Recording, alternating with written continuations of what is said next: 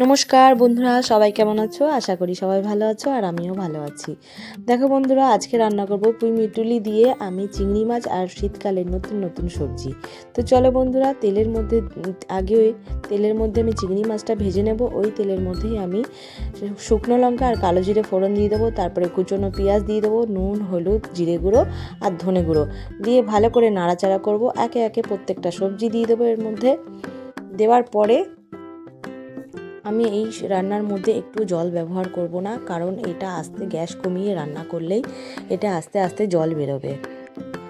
তারপর বন্ধুরা দেখো, সব সবজি দিয়ে দেবো, কিন্তু কুমড়োটা আমি লাস্টে দেবো, কারণ হচ্ছে কুমড়োটা দেওয়ার সাথে সাথে কুমড়োটা গলে যায়।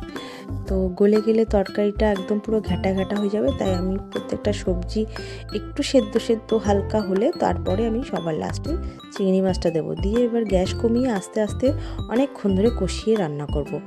দেখো বন্ধুরা, রান্নাটা এত টেস্টি হয়েছে, সত্যি রান্নাটা আমি খেয়েছি। তোমরা অবশ্যই বাড়িতে ট্রাই করো, আর কেমন হয়েছে আমাকে অবশ্যই কমেন্ট করে জানিও। ভালো লাগলে লাইক, কমেন্ট আর শেয়ার করে দিও। আর বন্ধুরা, নামানোর আগে একটু টমেটো দিতে হবে।